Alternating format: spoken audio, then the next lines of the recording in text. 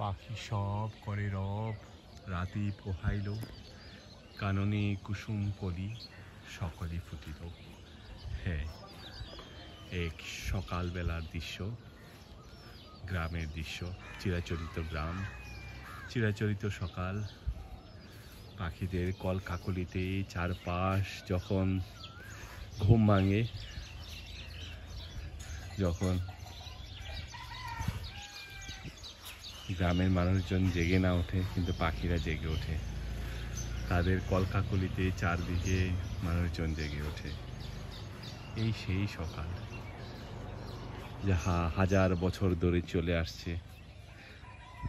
পাখিদের সেই কলকাকলি সেই হাজার বছর ধরে চলে যাচ্ছে। মানুষের ঘুম ভাঙে তাদের কলকাকলিতে। এক সত্যি অপরূপ দৃশ্য।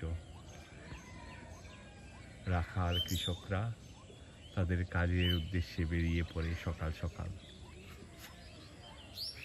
হয়তো আমাদের যান্ত্রিক জীবনে সেই সকাল অনেক দেরিতে হয়, কিন্তু গ্রামের সকাল অনেক আলি আলি শুরু হয়ে যায়। আমরা যারা গ্রাম থেকে দূরে থাকি, তো আমাদের আসলে গ্রামটাকে খুবই ফিল করি।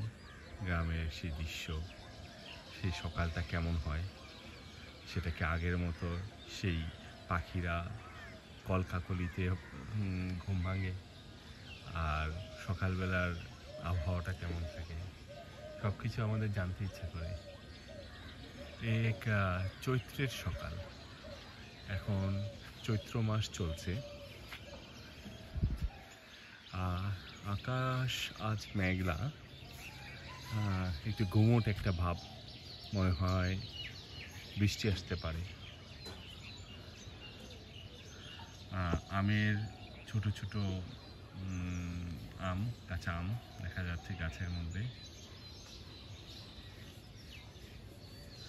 আম, লিচু, সেই ফলের মাস।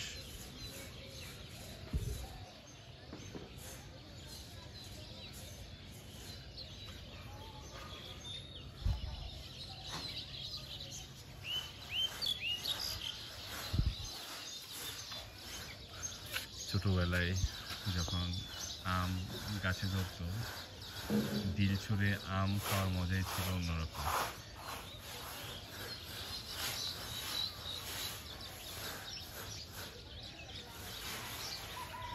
যারা গ্রামে বেড়ে উঠছে ওরা সবাই ভালো করে জানে গ্রামের কোন গাছের আম কতটুকু মিষ্টি।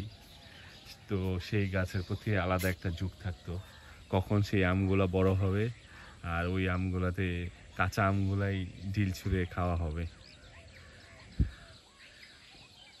এই হচ্ছে আমাদের বাড়ির সামনে, এই বাড়িটাকে বলা হয় মজুদি বাড়ি। তো এখানে আমাদের ছোটবেলা অনেক স্মৃতি আছে। দেখা গেছে যে ওই বাড়ি থেকে আম পাড়ার অনেক মধুর স্মৃতি আছে আমাদের।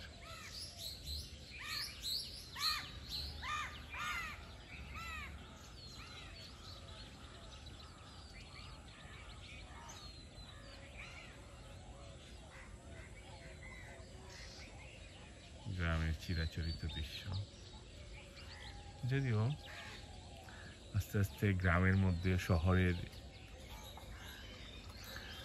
শহরের সংস্কৃতি প্রবেশ করছে। আস্তে আস্তে গ্রামের মানুষ মানে শহরের মতো জীবনধারায় অভ্যস্ত হয়ে যাচ্ছে। তারপরেও গ্রামের যেই ঐতিহ্য সেটা এখনও মানুষের মনের ভিতরে লালন করে, মানুষের ভিতরে এখনও চলে আসছে অনেক বছর ধরে। 1000 বছরের গল্প, এক জেনারেশন টু আরেক জেনারেশন চলে আসছে। আসলে এগুলা ভুলে যাওয়ার মতো না। গ্রামের ঘর,